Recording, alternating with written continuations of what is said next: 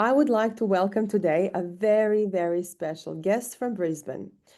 This is Jessica Tremayne, a published author, a food allergy mom, and also a finalist in the category of diversity and inclusion for self-published authors of Australia. Today, we will talk about her family's food allergy journey.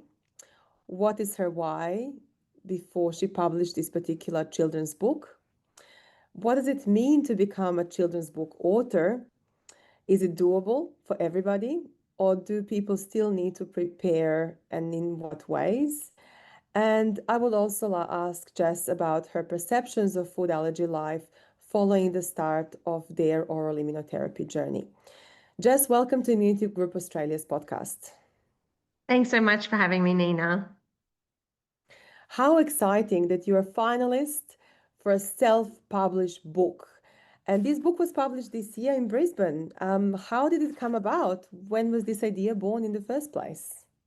Thank you. So, as a food allergy mum, it's something that I've always been so passionate about, and making sure that our children had a voice and just felt seen and heard in stories. And as a primary school teacher myself, that's something that I couldn't find many resources on.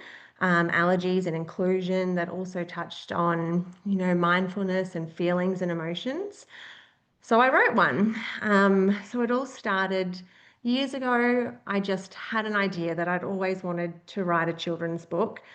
And as a primary school teacher, I think that's something that we teach and we do all the time. We teach our students how to write, but I'd never had the time to actually write one myself. So this year we're doing oral immunotherapy with our daughter, and I'd actually taken the year off teaching. So I finally had the time to sit down and finish writing my children's book. So that's where it all came about. And yeah, it's been a bit of a whirlwind actually. And just to be in the finals for this book award for diversity and inclusion and representing the voices for our children with allergies is just wonderful. As an Australian educator, do you think that food allergy children are included enough in the school system? And if not, what's missing? I think it really depends on the school and the teacher and just their understandings around food allergies. We've been really blessed that we've had fantastic teachers, and I feel like all teachers, they're just such caring people, but some of them just don't know yet. They haven't taught a child with allergies, or they haven't um, known anyone with allergies. So it's not that they don't care, it's just that they don't know. And I think it's so important that we educate everyone around allergies, and especially just to help our children feel included and seen and heard, because so often they are left out, and it's not always on purpose. It's just that other people don't understand what it's like. And it is hard for our children. We've all been there where the the other children will bring in these beautiful cakes and lovely things for their birthdays, and our kids, they miss out on that. And yeah, so I think even part of my story is just trying to educate people around inclusion for those with food allergies, because there's so many other things we could do. Instead of bringing in cakes, we could bring in stickers, or we could bring in, allergy friendly foods that everyone can enjoy, so no one's left out. I love in your book that you talk about self-awareness and self-advocacy. A Mm. lot of food allergy children need confidence and skills to develop their own voice. And your book is a voice for food allergy children in the Yeah. classroom. In terms of your own experience with teaching and inclusion of food allergy children and children with other disabilities as well, how do children develop that voice? I think it takes time, and that's why I really wanted to include that in my book. I wanted to empower children to self-advocate, to be able to build that courage to stand up for themselves.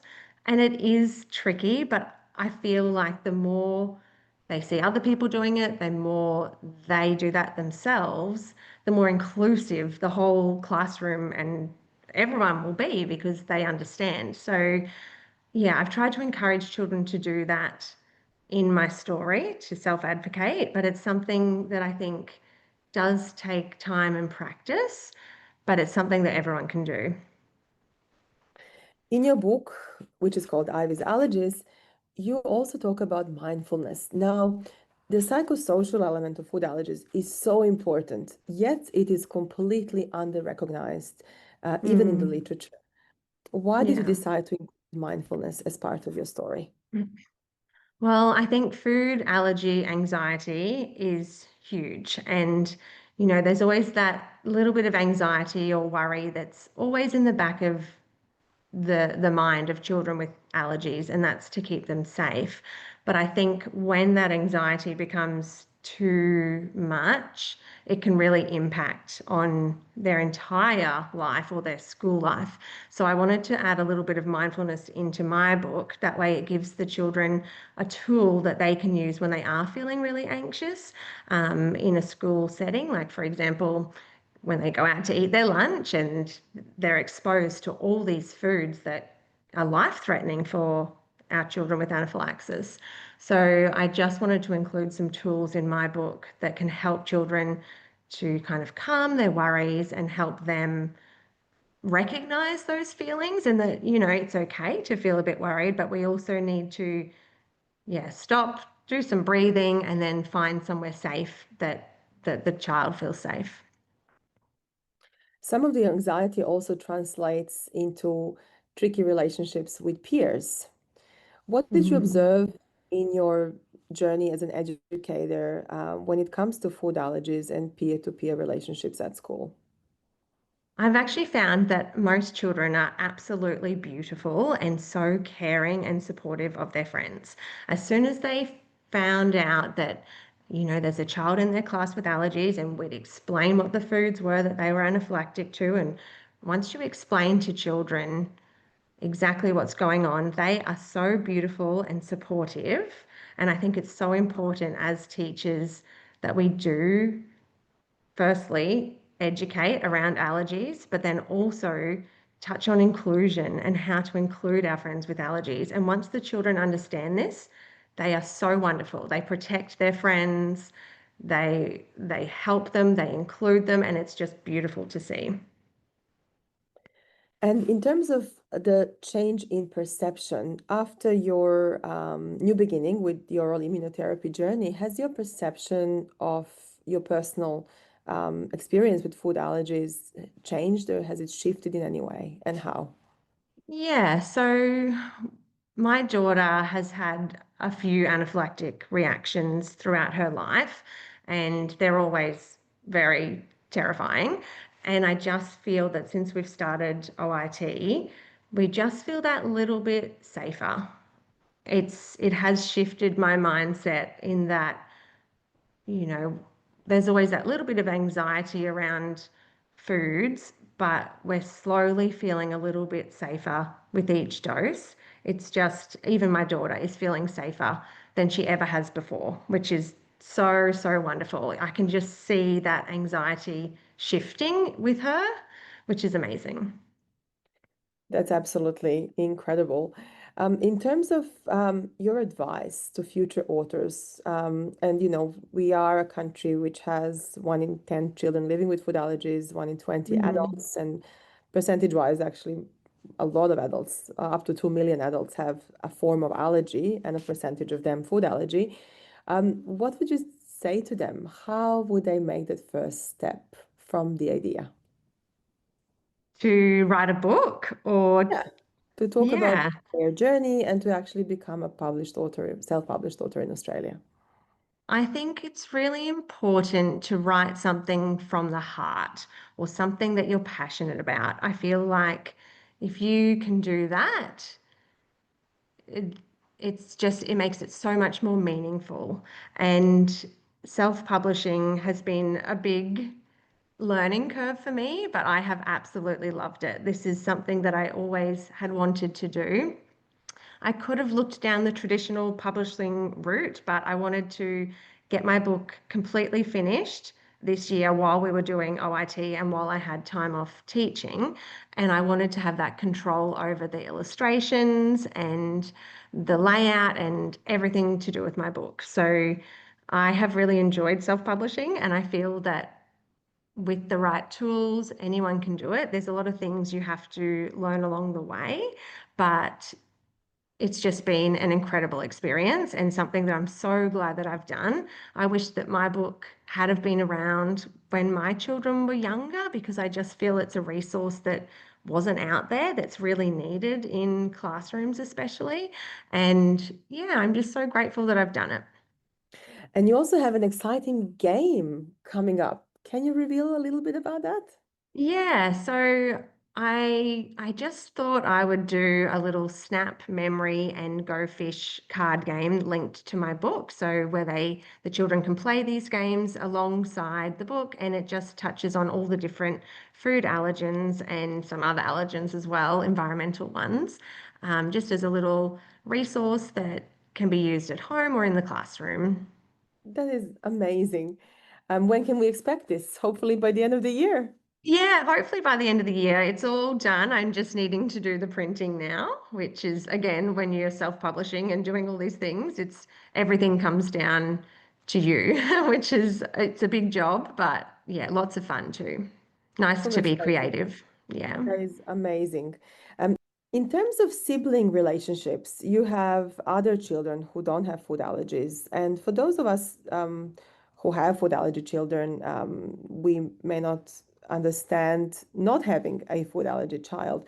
How did you, as a Mm. parent, manage to navigate those relationships in your household when Hmm. some children don't have food allergies and can freely eat whatever they want, and then Yeah. one child having a sort of restriction in their life due to food allergies? Well, I have two children. So my son, who's a little bit older, and my daughter, who's a bit younger. My son did originally have food allergies, but he outgrew them at a young age. So we were very lucky. Whereas my daughter has a lot of different allergies, including environmental and food allergies. So it definitely is tricky navigating that, because he's been able to freely eat since he was about 4.5. Whereas my daughter has always had a very restricted diet with her anaphylaxis. He is wonderful and really caring of his sister with different foods. We don't stop him from eating anything. We are just very careful. So he can still have dairy, but he's very good at making sure he washes his hands, washes his face, cleans up after himself. He wouldn't eat that next to her because that would make her feel nervous. So we're careful with how we navigate that between the two siblings. We also don't want any rivalry. We don't want one of them to be jealous of the other because they're having particular foods. So we always make sure it's fair. All of our family meals are actually the same thing. We eat family meals all the same thing. They're both great eaters. We just always make it a dairy-free version for the whole family or a nut-free version for the whole family. He still has nut bars and things like that, but he might go outside and have a nut bar and then come in and wash his hands, or yeah, just we're very careful with how we navigate that between the two of them. And very inclusive by the sound of Yeah, it. very inclusive, which I think is so important with siblings, because they want everything to be fair. They want to make sure that, one's not missing out or one's not having extra. And that is wonderful. And if you had a piece of advice for your colleagues who are teachers who don't know much about food allergies, um, how would you approach that topic as a colleague? And in your book promotion now, for the purpose of public education, do you also find unexpected questions from your colleagues in this space, or how has it been so far? My colleagues have been really lovely. I think it's important, though, as teachers and allergy parents, that they collaborate and communicate together. I think at the start of each school year, it's really important to set up a meeting as the parent to go in and discuss your child's allergies and what needs to be in place to keep your child safe at school.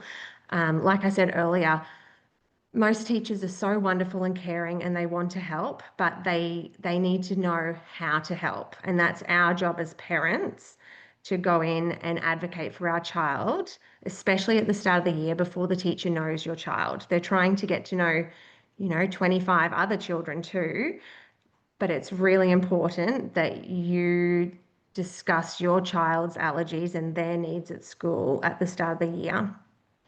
And my book is a great resource to read with the class at the start of the year as well, or any time really, as a refresher for their classmates to be inclusive around allergies. And it also touches on how they can be an allergy aware friend, which is so important in the classroom. Absolutely. And did you get any interesting questions from the little ones, primary school kids in your school tours?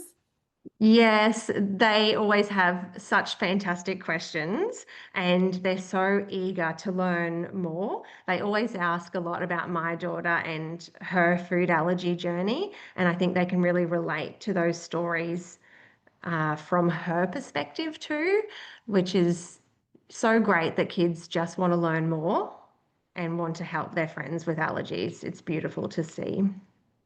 Well, we wish you much success this year. And where could our listeners access your book from? Where can they buy it? So, my book's called Ivy's Allergies, A Story of Courage in the Classroom. It can be found via my website, which is www.allergykidsco.com.au. But if you Google it, it can also be found on Amazon, through bookstores all over the world. It's available everywhere now. Congratulations once again, and we wish you all the best ahead of the big night in Melbourne next month. Thank you so much, Nina. Thank you. We look forward to having you again, perhaps for your next book. Thank you. I look forward to it.